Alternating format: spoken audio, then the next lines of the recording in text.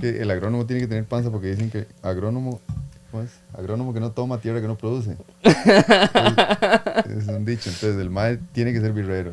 Igual dicen que un hombre sin panza es como un cielo sin estrellas. Okay. Entonces, sí, por ahí van de la mano. Así va la cosa. Nada, ya estamos grabando. Hola, hola, bienvenidos, bienvenidas a un episodio más de La Raíz Podcast.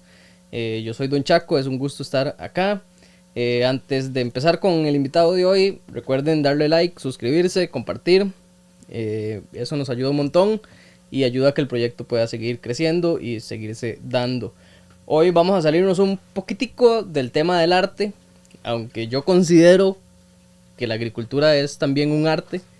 Y es uno de los más antiguos que tenemos, más de 14.000 años de que existe la agricultura en la tierra, y hoy tenemos a un ingeniero agrónomo que desde mi perspectiva como agricultor y como productor es uno de los ingenieros agrónomos, no voy a decir el mejor porque es un concepto muy complejo de aterrizar, pero es un agrónomo que tiene muchísima calidad y que atiende muy bien a las personas y que tiene una línea de productos que a mí en lo personal me gustan bastante, se lo he dicho y lo hemos conversado bastante, y es para mí todo un placer presentarles a Carlos Pineda, gerente y creador de AgriFertec. Muchas gracias, muchas gracias. Bienvenido al podcast, mae.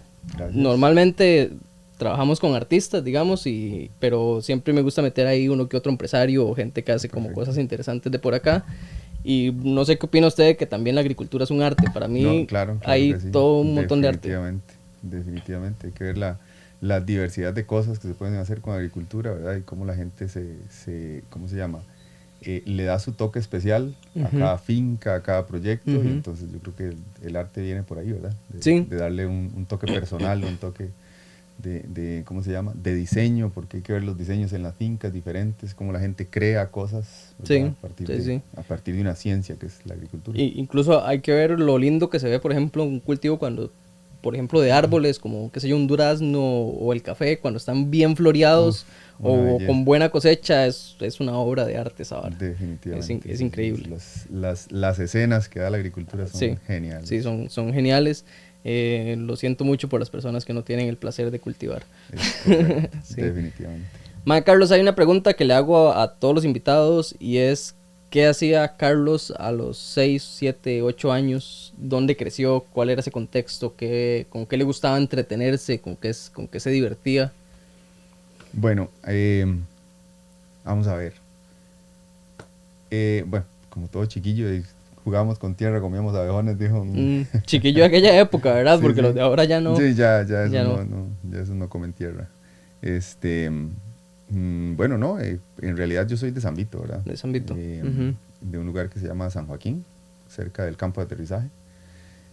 Ahí fue muy bonito porque nos criamos. A ver, yo soy el mayor de la camada de mis hermanos. Mi mamá ya falleció, era la mayor. Y me tuvo a mí muy jovencita. Mi mamá tenía 18 años cuando yo nací.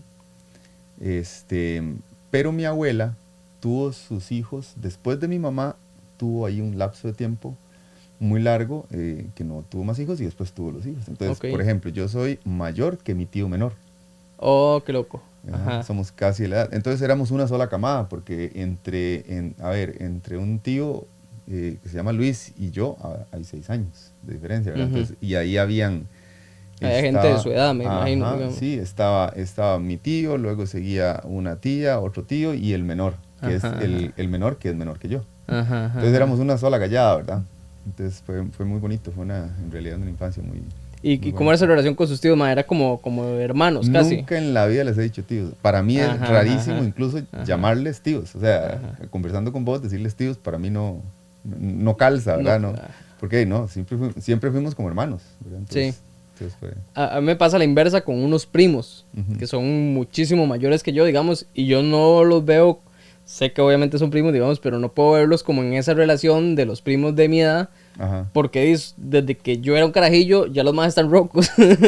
No. Bueno, rocos no, digamos, pero yo tengo primos que son más viejos que mi papá, por ejemplo. No. Y otros que son de la edad de mi mamá o un poquito menores. Entonces desde que yo soy un carajillo ya ellos son adultos.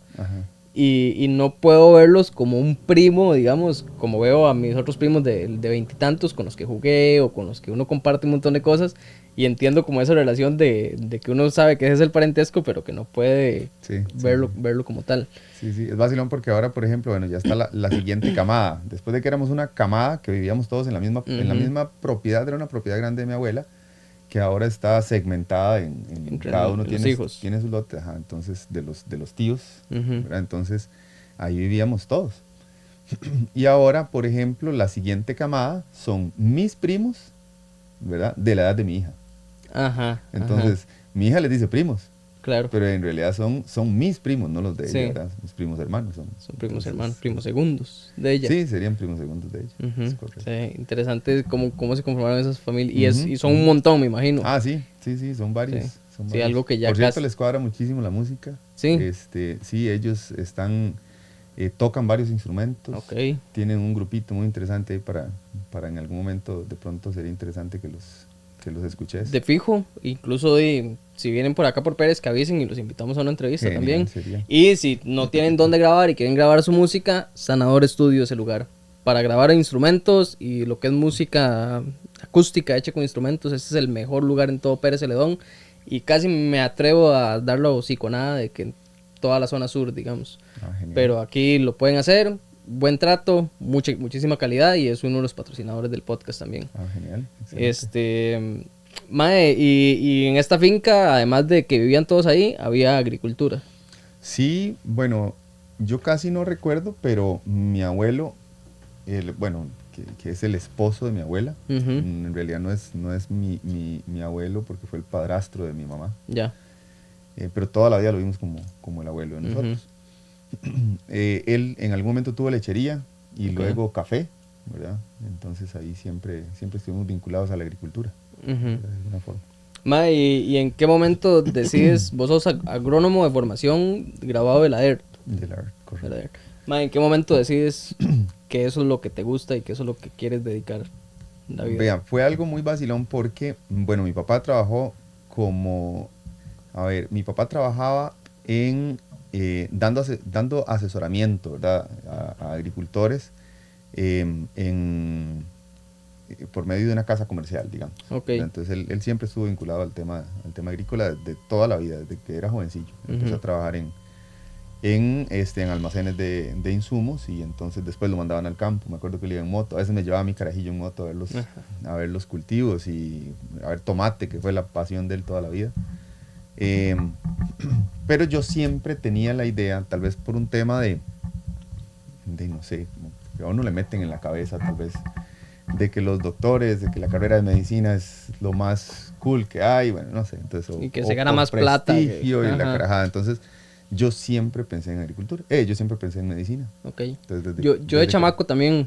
Sí, es que es también algo como que yo creo que es más bien que se lo inculcan a uno, como que el doctor tiene un espacio dentro de la pirámide social privilegiado y los papás siempre aspiran a que uno de los hijos sea doctor. Sí. Podría ser por ahí. Bueno, la cosa es que yo siempre pensé en medicina, pero a pesar de todo, me acuerdo que a mí me gustaba sembrar cosillas. Digamos, que me gustaba ahí, cerca de mi casa había un espaciecillo ahí donde yo sembraba frijolillos y entonces siempre me gustaba ir al campo con mi papá y mi papá le gustaba explicarme, ¿verdad?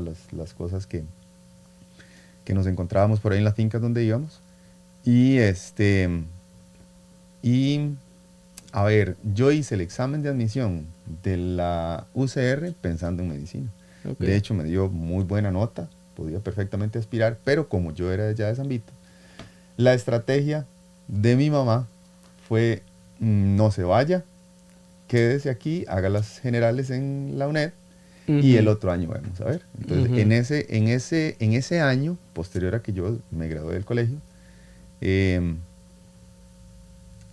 ahí apareció un folleto de la ERT en la oficina de una amiga que yo estudié en un colegio nocturno. Entonces estudiaba con gente más grande. Había una señora que era muy amiga de la familia, que era muy amiga mía porque nos conocíamos ahí. Entonces en algún momento apareció un folleto de la ERT. Ella trabajaba en una cooperativa de San Vito, de caficultores de San Vito. Entonces apareció ese folleto de la ERT de admisión que había mandado la universidad a la cooperativa para para promover que hubiesen más estudiantes del sur, ¿verdad? De la zona sur. Y ella se lo trajo a mi casa un día y se lo dio a mi mamá. Y mi mamá, buscando información, se enamoró de la universidad. Entonces, ella me insistió en que por qué no hacíamos el proceso de admisión y después evaluábamos las posibilidades, ¿verdad? Y de verdad empezamos el proceso de admisión y ahí fue donde me fui guindando de la ERT y la verdad que no me, ¿cómo le digo? En realidad sí me enamoró muchísimo después ya la agricultura. Y quizá desde antes, pero yo no lo veía como una profesión, tal vez. Como una profesión. Sí, es que se ve como algo que usted hace si no va al colegio, si usted no estudia, le tocó el campo.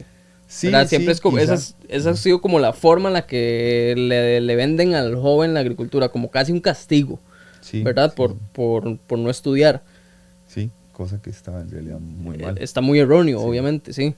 Mike, ¿y cómo funciona la ERT? ¿Porque es privada o es semipública o cómo funciona como universidad? ¿Y cuál es el enfoque? Güey? Yo sé que hay muchísima gente que se gradúa de agronomía, pero no sé si tienen otras carreras también. No, la ERT es, de hecho, bueno, ahora se llama Universidad ERT. En su momento era Escuela de Agricultura de la Región Tropical Húmeda. Por eso se llama ERT. Yo pensé que era por tierra. Pero siempre tenía, sí, de hecho, la idea era que... Calzan. Ajá, correcto. La idea era que tuviera ese, ¿verdad? El nombre y el seudónimo sería muy, ¿verdad? Muy específico, muy... se vinculaban muy bien. Y vamos a ver, ¿qué me preguntaste? ¿Que cómo funciona? ¿Es privada o tiene financiamiento público? ¿Cómo? En realidad la ERD funciona por medio de un fideicomiso muy grande del aporte de varios países ¿cómo se llama? A esa institución, ¿verdad? Por el enfoque social que tiene de desarrollo de las regiones tropicales o de las regiones subdesarrolladas, digámoslo así. Pero sí es una universidad privada, digamos. No es pública, no pertenece al gobierno, digamos, de Costa Rica. Pero, digamos, ¿usted entra como un estudiante becado a la ERT o igual tiene que pagar un semestre como cualquier universidad privada? Bueno, podría, después de que usted gane admisión, ¿verdad? Podría entrar pagando, pero es muy, muy caro para los medios que nosotros teníamos, ¿verdad? Sí. Y casi para los de cualquiera. Entonces la mayoría de los estudiantes son becados. Me imagino que eso es un filtro bastante bueno. Bueno, obviamente vos no sos directivo de la ERT, pero lo pienso como un filtro bastante bueno para garantizar que la gente que entra realmente es por una pasión, ¿verdad? Porque al ser, o sea, becan gente que realmente, me imagino, tiene el talento y la vocación de dedicarse a un tema como la agricultura. Sí, ellos se garantizan, digamos, que la gente que va realmente sea porque tiene esa pasión, porque tiene vocación para... bueno, primero porque hacen un proceso de admisión muy exhaustivo, ¿verdad? Se hacen varias pruebas, entrevistas. Ya que se aprueba admisión, esa parte se deja a criterio de los ¿cómo se llama? De las instituciones que dan las becas, o de las empresas, porque hay empresas privadas que dan becas, elegir a los estudiantes que, obviamente, según entiendo, por medio de una recomendación de la universidad también. Entonces eso vuelve a ser otro filtro, ¿verdad? Claro. Y el siguiente filtro es lo dedicado que usted tiene que ser para poder estar ahí. Porque es un internado, ¿verdad? Se empieza a las 6 de la mañana y a veces se terminan clases a las 6 de la tarde. Entonces usted realmente, para estar ahí, tiene que estar ahí, sí. Correcto. Sí, me imagino un trabajo de campo y de laboratorio y de aula. De hecho, el primer año es muy, muy fuerte el trabajo de campo, porque el que no sirva, que se vaya de una vez. Sí. Pero, digamos, el ratio que tienen de gente que entra versus los que se gradúan anda como un 80%. Entonces, al final es súper, súper bueno. O sea, sí, es bien en comparación efectivo. A las demás universidades, claro. yo que trabajé con la Universidad Nacional un tiempo, me doy cuenta de que hay una...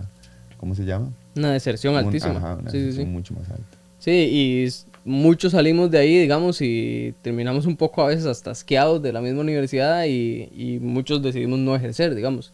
Y no es solo mi caso, sino que yo conozco montones de gente que dice, madre, no, la verdad es que me dediqué a otra cosa. Y ahí tengo el título guardado. Cosa que me imagino que en esas universidades pasa muchísimo menos por el grado de exigencia para que esa gente esté ahí. Sí, porque la gente realmente durante el proceso se convenció de que la agricultura era lo de cada quien, ¿no? Claro. Mae, y ok, ahí llega hasta licenciatura. Sí, llega esta licenciatura, solo agronomía. Solo agronomía. No se puede, digamos, no se puede titular nadie antes de licenciatura. O sea, sí o sí terminas con el título o no de la universidad. Y después de ahí, ¿dónde sacas maestría? Y bueno, ¿cómo sigue el proceso? Es una muy buena referencia para otras universidades, digamos, para ya procesos de maestría o doctorado, ¿verdad? Cuando alguien viene de la ERT, pues se supone que es una muy buena persona, carta de recomendación. Ajá, es correcto, es una persona preparada como para entrar a... ¿Y vos, mae, cómo seguiste el proceso? ¿Cuál fue el proceso una vez graduado de ahí? No, yo en realidad me dediqué, o sea, salí de la universidad, empecé a trabajar y empecé a emprender de una vez. Ese fue salí de una vez a... Yo estaba muy convencido de que quería salir a emprender. Ok, ¿y a emprender en qué área? Bueno, en la parte de los insumos, que siempre fue lo de nosotros, en algún momento lo que tuvimos fue, que siempre fue lo, digamos, lo de mi familia, lo de mi papá y mío, ¿verdad? Y salimos montamos un negocito de insumos agrícolas y... Ok, de compra y venta, digamos. Sí, correcto. Ok, mae, ¿y en qué momento decides dejar esta parte de la compra y venta de insumos y empezar a formular y hacer estos productos? Háblanos un poco como de, mae, ¿cuál fue ese proceso de crear lo que es hoy Agrifertec?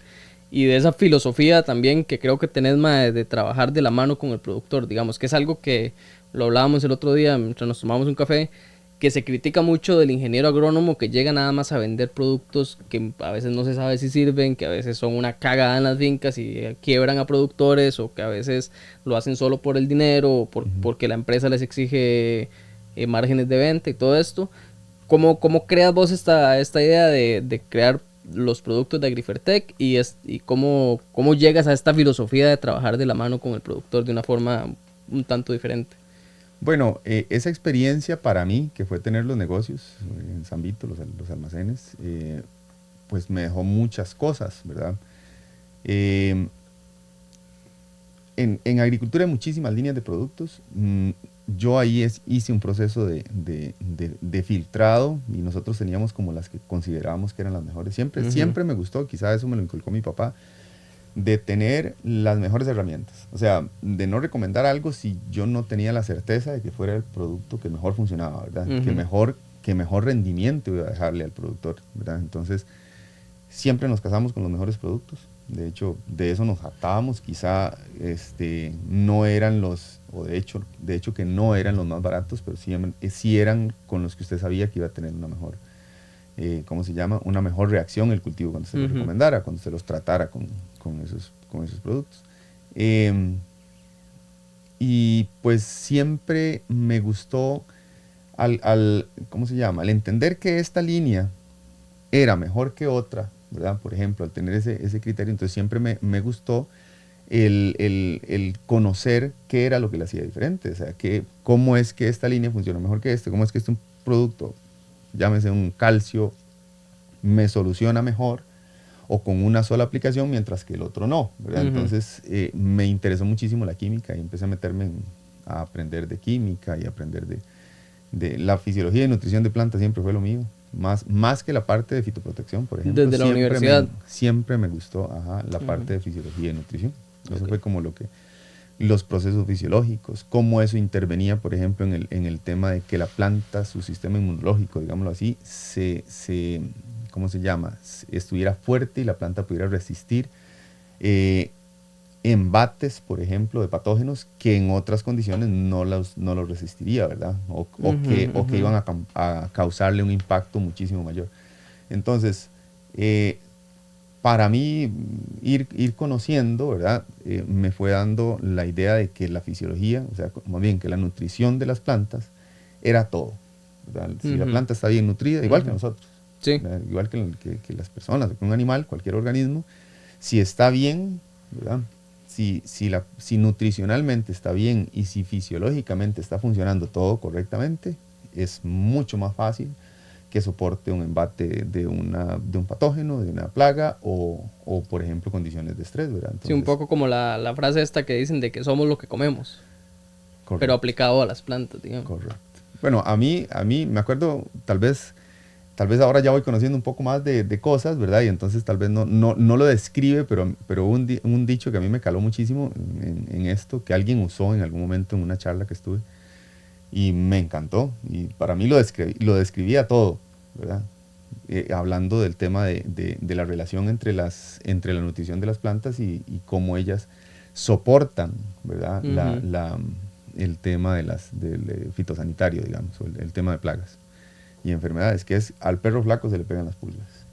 Y eso a mí se me quedó grabadísimo, y entonces yo empecé a trabajar con esa parte. O sea, ¿cómo hago para estimular una planta para que esté lo mejor posible? Que además de que me dé rendimiento, me resista, ¿verdad? ¿Cómo se llama? El tema de mejor forma. Sí, que tal vez un hongo no llegue a afectar a la planta tan directamente. Y por supuesto que hay muchos otros factores, ¿verdad? La parte genética también es importante y todo eso, pero siempre me gustó cómo hacer que la planta sea de mayor rendimiento y mejor resistencia. Entonces, eso me apasionó siempre mucho. Yo creo que la agricultura probablemente sea una de las profesiones o actividades desarrolladas por el humano más antiguas que hay, ¿verdad? Definitivamente. Hay otra más antigua. Que es la prostitución, sí. Pero que requiera de técnica. Que se haya tecnificado tanto, digamos, correcto, la agricultura y la guerra. Pero ha habido una evolución, obviamente, como todo, digamos, qué sé yo, pasamos de las formas en las que trabajaban los indígenas incas y los mayas y aztecas, ¿verdad? Que tenían como sus formas más, por decirlo de alguna manera, tal vez armoniosas con la naturaleza, a pasar a una agricultura como la que tenían mis abuelos, que era más de subsistencia y de semillas, sin tanto uso de químicos.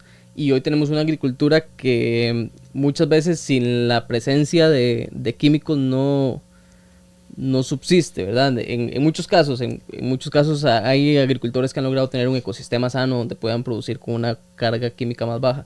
Pero hoy vemos, por ejemplo, en Costa Rica se habla mucho del caso de la piña, ¿verdad? Que es mucha contaminación alrededor, o el banano, incluso el mismo café.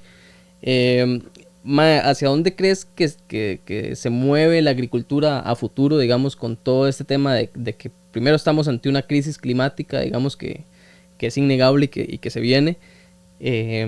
Y segundo, digamos, que a veces termina siendo insostenible hasta económicamente tener una carga química muy alta en un cultivo, digamos, y además todo lo que eso tiene para la salud. ¿Hacia dónde cree que la agricultura tenga que irse moviendo o tenga que ir cambiando? ¿O dónde ves a futuro que pueda cambiar, evolucionar esto? Bueno, definitivamente durante mucho tiempo vivimos del rédito de los suelos, ¿verdad? O sea, vivimos de esa formación de suelos que había tardado muchísimos años, ¿verdad? Y nosotros empezamos a vivir de eso. Conforme los sistemas agrícolas se fueron desequilibrando, ¿verdad? Empezamos a ver la necesidad de implementar insumos para poder mantener un control. Porque de todas maneras, digamos, la agricultura en sí es un sistema que no es natural, ¿verdad? Sí, totalmente. Estamos modificando el ambiente, el sistema. Entonces, vamos a ver, para poderlo mantener dentro de los márgenes que para nosotros son rentables, tuvimos que usar ese tipo de herramientas o se implementaron. Tal vez desde un punto de vista más económico que ecológico. Pero ahora empezamos a ver que ya los suelos, por ejemplo, no tienen las mismas capacidades que tenían en su momento y empezamos a tener la necesidad de volvernos cultivadores de suelo. O sea, vamos moviéndonos otra vez, no digamos que hacia atrás, ¿verdad? Porque en algún momento pues la gente lo hacía, ¿cómo le digo? Pero sin mucha técnica, lo hacía mucho pues por observación y listo, ¿verdad? Pero sí vamos hacia una agricultura muchísimo más... Sí, lo que se habla de regenerativa. Más, es correcto. La agricultura regenerativa lo describe perfectamente. Esa es la agricultura hacia la que vamos. Sí, que tal vez vos y yo lo entendemos muy bien, pero expliquémosle un poco a la gente, digamos, qué es agricultura regenerativa. O sea, qué componentes necesita una agricultura para regenerar, o una práctica agrícola para regenerar un suelo.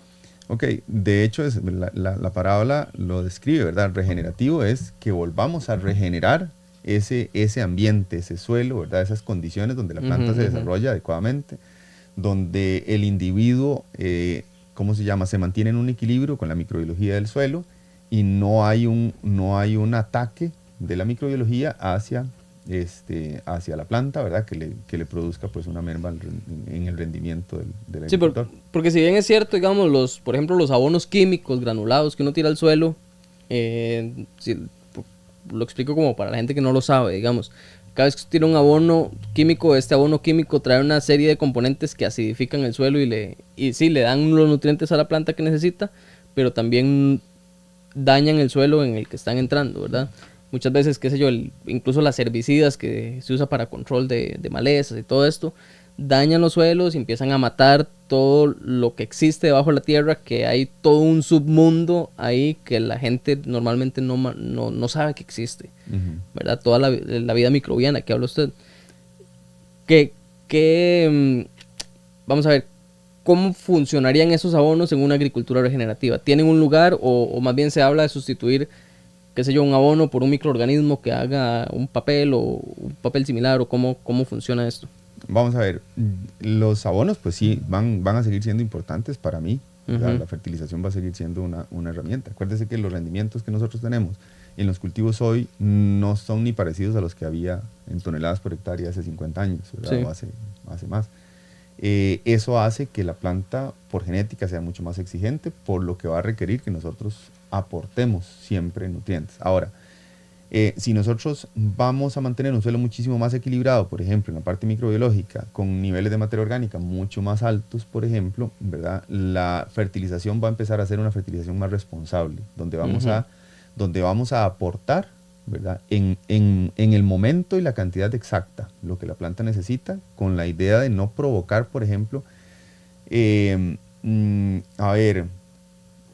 el suelo cuando nosotros aportamos un fertilizante, más que el tema, a mí, ¿verdad? En particular, me parece que más que el tema de la acidificación de los suelos, porque toman los suelos de nosotros tropicales son muy ácidos, sí. ¿Verdad? Lo que sucede es que nosotros ponemos un nutriente en cantidades mayores a las que debería de haber, quitándole espacio a otros que se liberan, ¿verdad? Porque no tienen de dónde, porque el suelo tiene una capacidad de almacenamiento de nutrientes limitada, ¿verdad? Limitada, ajá. Sí. Entonces, si nosotros ponemos, en ese momento, ponemos una cantidad de un elemento, potasio, por ejemplo, ¿verdad? Lo ponemos y ese potasio empieza a ocupar el lugar en el suelo donde, por decirlo sencillo, donde se agarraban otros nutrientes, ¿verdad? Esos nutrientes quedan libres y quedan expuestos a una pérdida por percolación, ¿verdad? Por lixiviación de ese nutriente. ¿Verdad? En palabras criollas, se va con el agua. Ajá, correcto. Y donde la corriente de agua pasa por el perfil de suelo hacia adentro, cuando llueve, que aquí como llueve poquillos, ¿verdad? Entonces lo arrastra, ¿verdad? Lo arrastra hacia adentro. Y muchas veces son nutrientes que nosotros no aportamos, ¿verdad? Entonces son nutrientes que se van a perder y se perdieron. Sí, como el magnesio y el calcio. Bueno, todavía magnesio y calcio nosotros ponemos, pero vamos a ver, molibdeno, níquel, ¿verdad? El zinc, que se utiliza un poquito.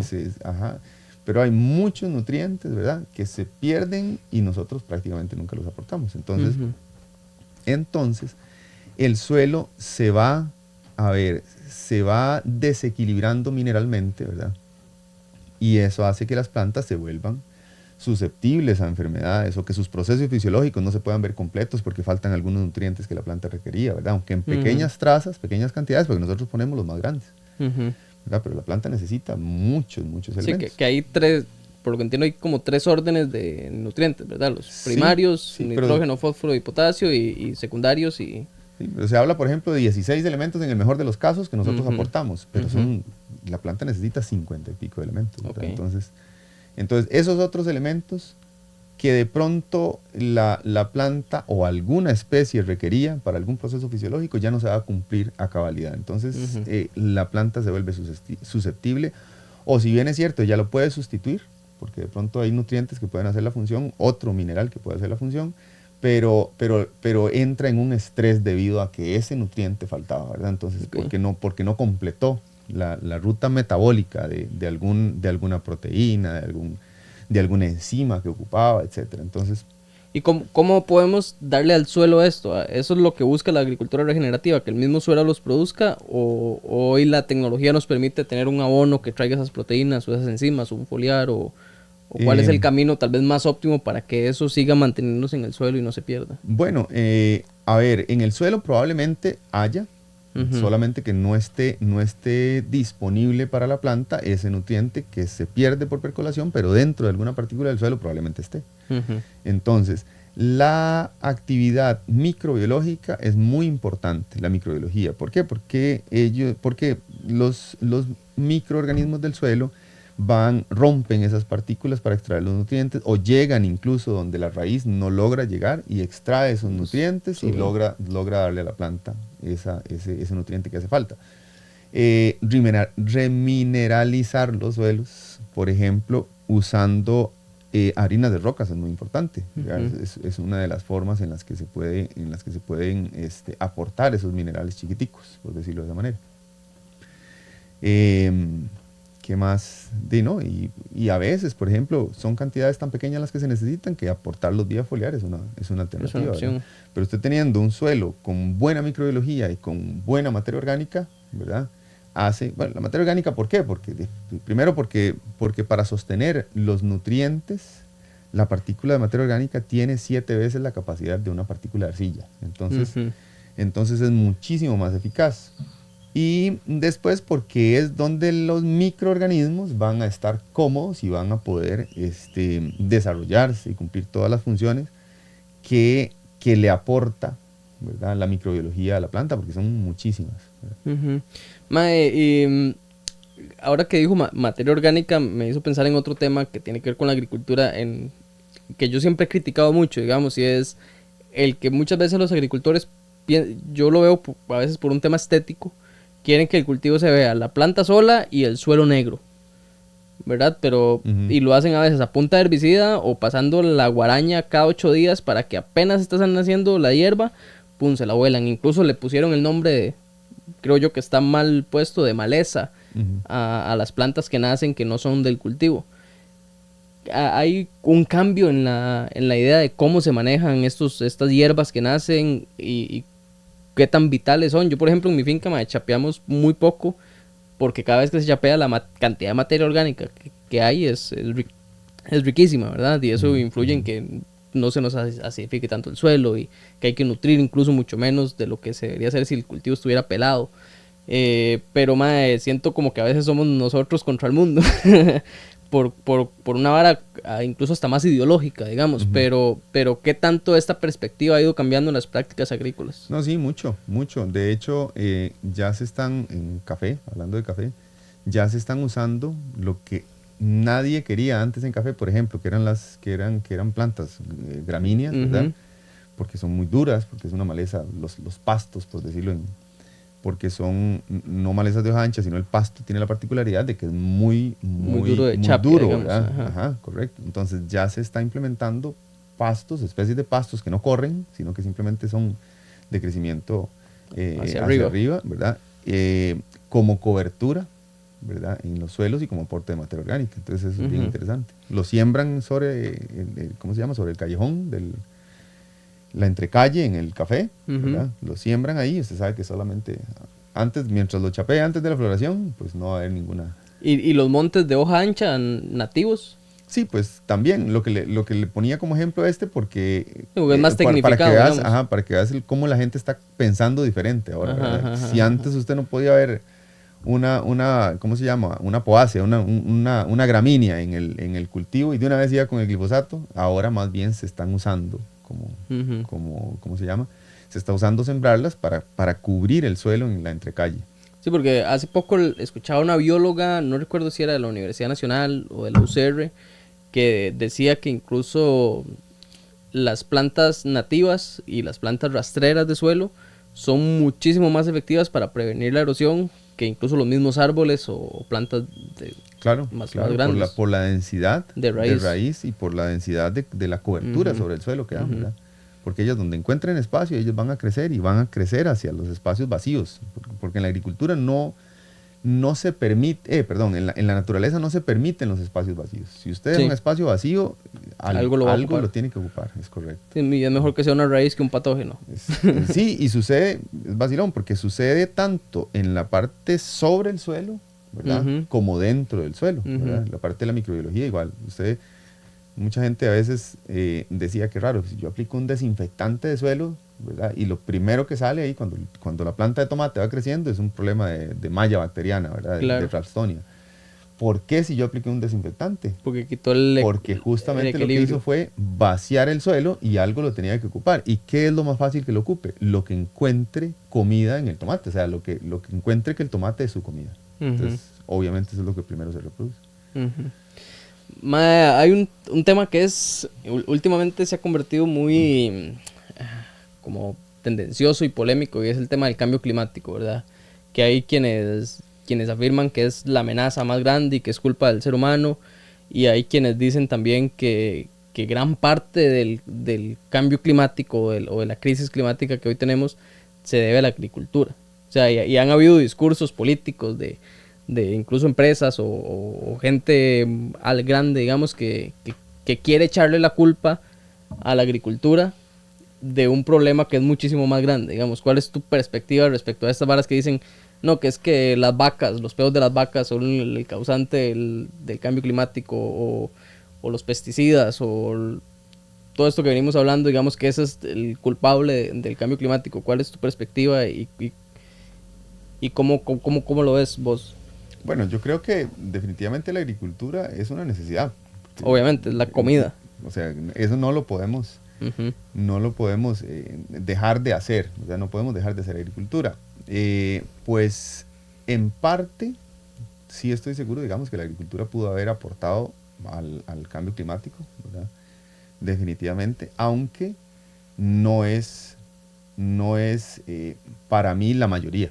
El tema del transporte y todo esto, pues la combustión de hidrocarburos es uno de los que más aporta, ¿verdad? Claro. Por Incluso otro lado, se dice que hay 7 empresas en el mundo que producen el 90% de las emisiones de dióxido de carbono. Sí, entonces imagínate, o sea, el tema de la agricultura, que es una necesidad, no lo podemos dejar de hacer. Incluso hay gente ahora con esta nueva tendencia de agricultura regenerativa que habla de que la agricultura más bien sería la forma de reversar esa contaminación. Un día alguien me decía algo muy vacilón, me decía, es que Bill Gates dijo que lo que había era que cortar bosques, o que lo que había era que, no me acuerdo cómo fue el tema, ¿verdad? Que había que cortar bosques y enterrarlos, que esa era la forma de bajar de la cantidad de CO2. Bueno, yo lo entendí así. La forma de bajar la cantidad de CO2 en el aire. Yo me puse a hacerle números y tiene razón. Es que sí y no, digamos. Es que hay un tema que yo lo estuve investigando hace un tiempo, digamos. Todo el tema del cambio climático, cuando me obsesioné con el tema, lo estuve investigando. Y hay un tema de que es que cuando un árbol se corta y empieza a descomponerse, hace una liberación de CO2, ¿verdad? Pero también, por ejemplo, mucho de lo que decían era que, por ejemplo, los incendios en Brasil, que Sí. suceden en el Amazonas, liberan muchísimo más y se hace para agricultura, digamos. Muchas veces esto lo hacen personas conscientemente para, una vez que ya se quemó el suelo, la legislación le permite hacer un cambio de uso de suelo. Entonces ya pueden sembrar cebada, trigo, lo que sea, para cuidar animales. Y ahí es donde muchas veces da cabida a discursos que atacan una vara tan noble como la agricultura, ¿verdad? Sí, pero más bien el tema iba por este. Si nosotros lográramos aumentar el nivel de materia orgánica de los suelos, por ejemplo, usando agricultura regenerativa, que era lo que se quería explicar con esto que decía Bill Gates, ¿verdad? Es aumentar los niveles de materia orgánica, haciendo que la cobertura vegetal se incorpore al porcentaje de materia orgánica del suelo y poniendo otra cobertura vegetal aquí, por medio de la cual se pudiera captar más dióxido de carbono, ¿verdad? Entonces, aumentar los niveles de materia orgánica del suelo significaría reducir drásticamente el nivel de CO2 en el aire, y eso sería súper beneficioso para el tema del cambio climático. Ok, entonces la propuesta del MAE es como cortar los árboles y enterrarlos para que sean materia orgánica. Sí, y que las hierbas que nacen más el cultivo convertir la cobertura vegetal en materia orgánica del suelo, ¿verdad? Y poder generar otra cobertura vegetal encima, y así sucesivamente, con la idea de que los suelos se llenen de materia orgánica, por ende de carbono, ¿verdad? y que ese carbono deje de estar en el aire. Sí, que hoy países como Alemania lo que están haciendo, por ejemplo, con este carbono es captándolo y enterrándolo en el lecho marino. Ajá, correcto. Porque se supone que ahí es donde ha estado siempre, ¿no? Toda la industria petrolera lo que hace es sacar ese dióxido de carbono, lo transforma en un combustible que se quema y se libera en el espacio, se libera en el aire, donde no debería estar. Sí, pero imagínate que esa sería una estrategia genial, ¿verdad? Nos ayudaría a solucionar muchos problemas. Tanto el del dióxido de carbono en el aire como los niveles de materia orgánica descendentes en el suelo que hacen que las productividades de la agricultura vayan cayendo. ¿Y cómo convencemos a un ambientalista de cortar esos árboles? Porque en un país como Costa Rica digo, y no es que yo esté de acuerdo en cortarlos, pero entiendo el punto, digamos, entiendo la parte científica que hay detrás, ¿verdad? No, pero pensemos no en el, no en el cortar bosque, Ajá. sino en, por ejemplo, en promover coberturas vegetales que podamos incorporarlas al suelo rápidamente, ¿verdad? Sí, en suelos agrícolas. Como ciertas plantas que tienen un tronco que en 2-3 años ya es una materia orgánica gruesa. Correcto. Okay. Y que podríamos sacarle provecho haciendo agricultura regenerativa, ¿verdad? Aumentando los niveles de materia orgánica en el suelo y fijando a la vez el dióxido de carbono. Mae, y vos dijiste algo que es totalmente cierto y es que sin agricultura no existimos, ¿verdad? Pero creo que a nivel generacional hay un tema bien complejo y es que la agricultura se volvió una cosa de señores. Por lo menos aquí en Pérez Celedón y en los pueblos en los que usted asiste y en los que yo vivo, somos poquitas las personas jóvenes que decidimos meterle ganas a esta vara, digamos, y yo puedo contar en mi pueblo tal vez 10 personas, digamos. Porque mucha gente lo que hace es que se va y busca un trabajo en una oficina, porque es más fácil y probablemente es plata más tangible, digamos. ¿Crees vos que a futuro vamos a tener una crisis de agricultura, de comida? ¿O cómo va a empezar a...? Preste. ¿De aquí? Sí.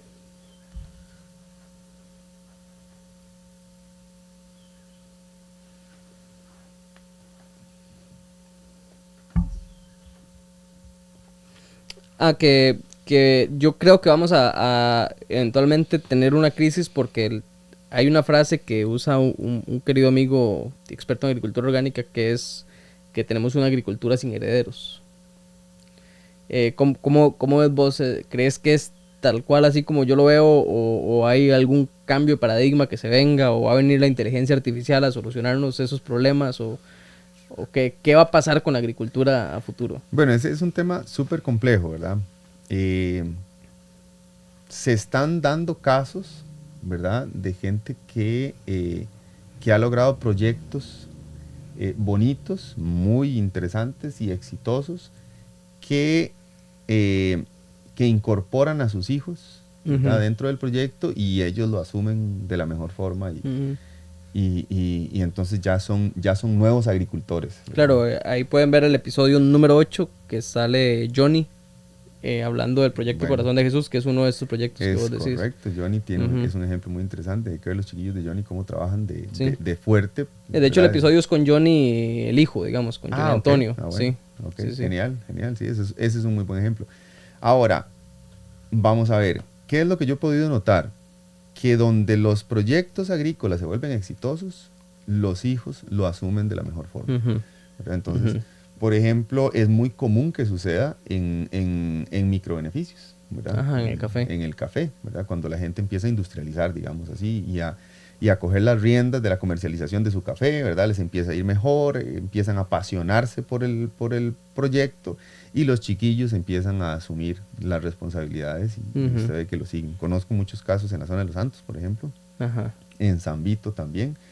Y son muchos, en realidad, vinculados a la actividad de café, ¿verdad? Sucede también en agricultura, en ganadería, ¿verdad? Es común ver que los hijos heredan cuando los proyectos son bien manejados, cuando los proyectos son rentables, entonces los jóvenes siguen esa línea, ¿verdad? Esa es la esperanza, pienso yo, ¿verdad? Pero en función de que, de que las políticas gubernamentales no sean tan nobles con la agricultura, ¿verdad? Sí. O, por ejemplo, que vengan otras, no sé cómo llamarle para que no suene feo, ¿verdad? Influencias externas, ajenas al país, por ejemplo, que ven al agricultor como lo que decías vos, ¿verdad? De cómo los ambientalistas ahora quieren crucificar a los agricultores porque los agricultores son los que contaminan. Entonces, sí.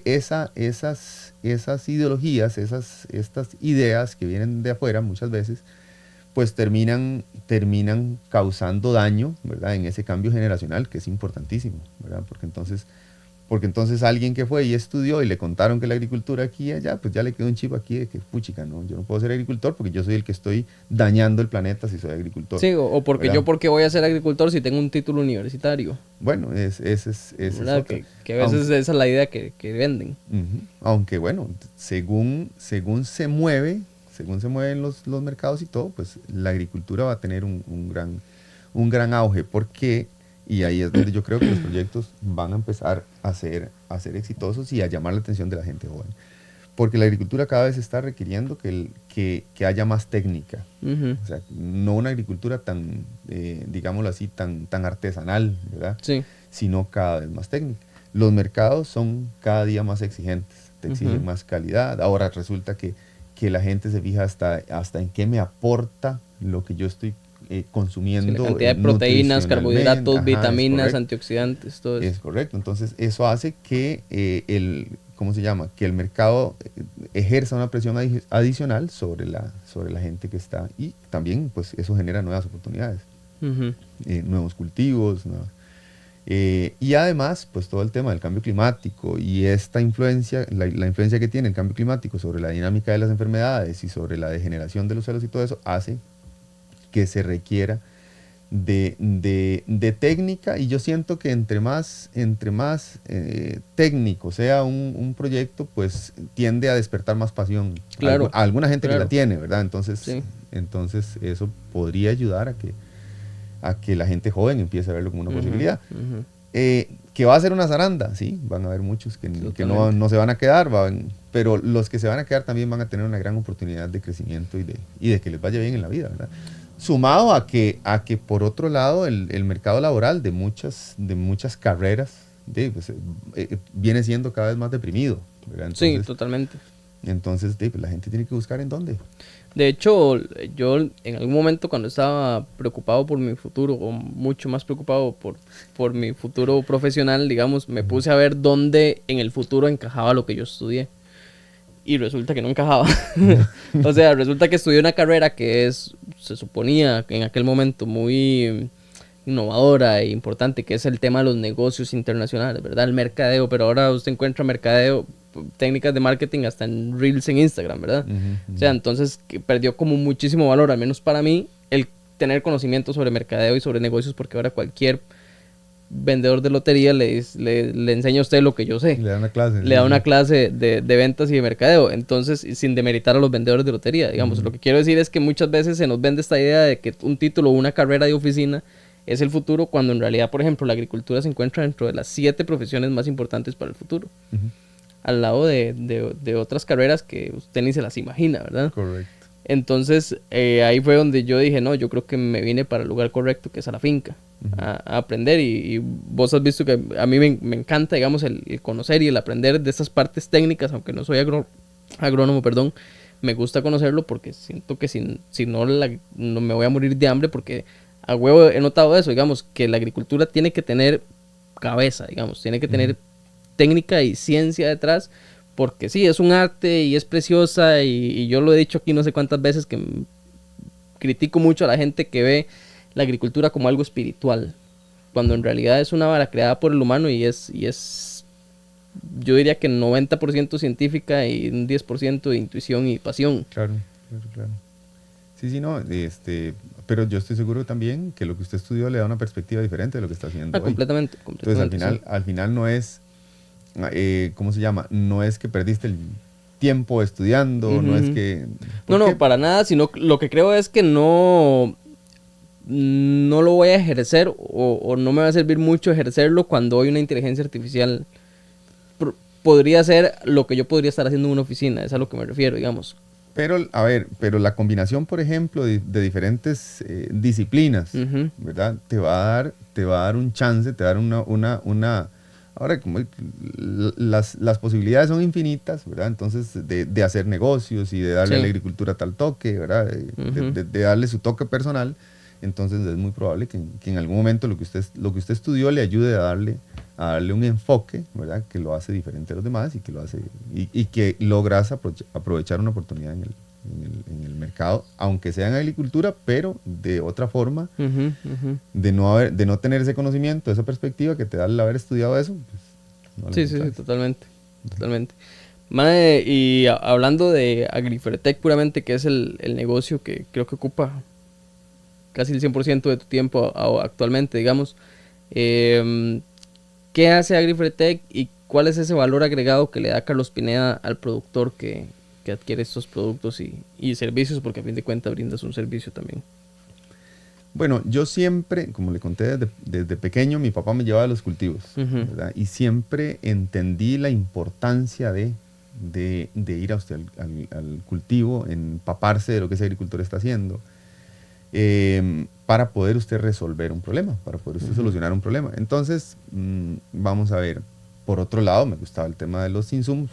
Ahí hay un trasfondo adicional, ¿verdad? Que es que el agrónomo debe de sobrevivir de las ventas, en realidad. Sí. O sea, nosotros como agrónomos, es una cultura ya general que no cobramos una visita. Es raro el caso de un agrónomo que cobra la consulta. Lo que sí sucede en otras carreras, ¿verdad? Un abogado, por ejemplo, cobra la consulta, un doctor, un veterinario, ¿verdad? Ellos cobran la consulta. Los agrónomos, por un tema comercial que viene desde el auge de las casas comerciales, contrataban agrónomos y regalaban el servicio con tal de que un agricultor les comprara. Entonces, nos acostumbramos a eso como país y creo que conozco otro par de países, por lo menos en Latinoamérica la forma es igual, funciona de la misma manera, ¿verdad? Los agrónomos no cobran la consulta. Ok, entonces para mí fue muy importante entender que si yo estaba en el campo lograba resolver los problemas y si no, no. O sea, las posibilidades de yo resolver algo desde un mostrador eran muy limitadas. Porque no conozco el clima, el suelo, cómo ese productor maneja los drenajes, cómo poda, cuál es la exposición al sol que tiene ese cultivo en función de que la pendiente esté de cara a la naciente del sol o esté al contrario de la naciente del sol. Entonces, son un montón de cosas que si usted va al campo se da cuenta y si no, no. Sí. ¿Verdad? Entonces, básicamente, y al final, la ciencia es tan compleja, ¿verdad? Todas las variables se entrelazan como una tela de araña, ¿verdad?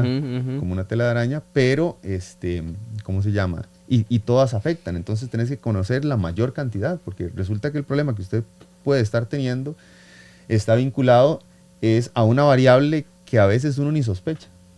Pero si usted va al campo, de pronto la entiende, ¿verdad? Entonces, ahí yo siempre creí, ¿verdad? Que el ir al campo me daba la ventaja para poder resolver problemas. Entonces, por ahí empecé y creo que esa es la diferenciación que tiene pues el negocito Agrifertec, ¿verdad? Que es que yo trato de ir al campo para resolver en el campo. De ensuciarse las patas. Es correcto. Ensuciarse las botas. Aparte, pues tener productos que, a ver, nosotros lo que manejamos básicamente son productos nutrimentales y bioestimulantes, ¿verdad? Entonces, tener los productos, si yo necesito un potasio, tener la mayor concentración de potasio que se pueda en ese producto, ¿verdad? Si es lo que yo estoy vendiendo es un producto a base de calcio, pues que igual tenga la mayor concentración de una forma en la que la planta lo asimile de la mejor manera.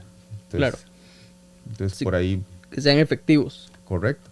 Y también las combinaciones a veces, que nos den una señal fisiológica en la planta que nos ayude a resolver un problema de llenado, por ejemplo. Bueno, entonces, la combinación de nutrientes y la concentración me van a ayudar a resolver ese problema de llenado, ¿verdad? Entonces, la combinación de los nutrientes y en las cantidades adecuadas para que me dé esa señal de que la planta haga el llenado adecuadamente, o que la planta estimule una floración, o que la planta crezca, ¿verdad? Entonces, Ese es el enfoque, ¿verdad? Tener los mejores productos que nosotros podamos, ¿verdad? Y trabajar de la mano con el agricultor en el campo. Ok. Carlos, ya se nos está acabando el tiempo, aunque no lo crea, llevamos Qué casi rápido. una hora aquí No. hablando, ¿sí? Tengo una sección de preguntas cortas. La pregunta es Hágale. corta, la respuesta no tiene específicamente que serlo. La primera es, mae, ¿cuál es el peor consejo que le han dado, ya sea a nivel personal, a nivel profesional, en el campo, o cuál ha sido el peor consejo que ha recibido? Peor. Vieras que a mí se me quedan mucho los buenos y me acuerdo de varios. Es que, a ver, cuando son malos, usted casi que sabe que son malos y los desecha, ¿verdad? Ujú, ujú. Sí, tendría que tomarme el tiempo Tomarse. para Ok. pensar. Sí, Ok. sí. ¿Y el mejor que le han dado? El mejor. Ish.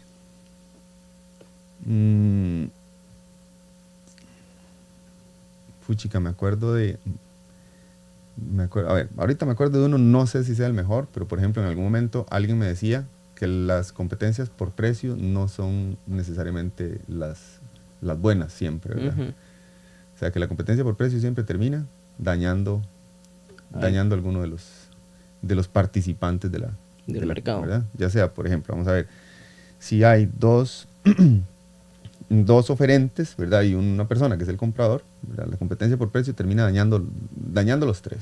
Ujú. Estos dos se vuelven sumamente agresivos en la competencia por precio, terminan afectando la calidad del producto que el, digamos, agricultor, ¿verdad? Ya hablando del tema de agricultura, termina usando un producto de mala calidad por la competencia por precio. Entonces, quizá ese es uno Ok. de los que ahorita tengo en mente, así Ok. más fresquitos. Mae, y Carlos, unas últimas palabras para cómo motivamos y cómo atraemos a más gente joven a la agricultura? ¿Qué le dirías a alguien para convencerlo de que no se vaya a la finca y le meta un poquito de cabeza, pasión y amor a eso y genere un estilo de vida a partir de esto? Es vacilón porque yo conozco muchos agrónomos que le dicen a la gente que no estudia agronomía, Ajá. ¿verdad? Ellos tendrán sus razones. Y yo siempre le digo a la gente, mira, no te cuadra agronomía. Madre, la agronomía es muy bonito, ¿verdad? A pesar de que uno pudiera decir, bueno, quizá me pueda ir mejor siendo abogado, siendo médico, siendo lo que sea, ¿verdad? Pero no sé, yo siento tanta pasión por la agricultura, ¿verdad? Por la agronomía, que para mí, yo siempre le digo a la gente o a los carajillos que conozco que están por elegir carrera, que consideren la agronomía. La ¿verdad? agronomía. Sí. Ujú. Ok. Y listo, gente. Esto es un episodio un poquito diferente. No es lo que estamos acostumbrados o lo que está acostumbrada la gente del podcast, pero madre, muchísimas gracias Con por gusto. venir y por formar parte de un episodio más de La Raíz. Recuerden seguirnos en todas las redes sociales, ahí estamos subiendo clips de los episodios. Síganos en el canal de Don Chaco Stuff. Y no sé, si ustedes tienen redes sociales, mae, ahí tienes un poquito de publicidad. Ya, como Agrifertec, aparecemos Ok, ahí en en todo las lado. redes sociales como Agrifertec. Ok, Es un igual- nombre muy particular, entonces. Ujú. Ahí van a encontrar también todas las etiquetas a la hora de que salga el contenido. Y nada, gente, muchísimas gracias por ver, escuchar. Muchísimas gracias, Carlos. Y Con nos mucho vemos en gusto. un siguiente episodio. Hasta luego. Hasta luego.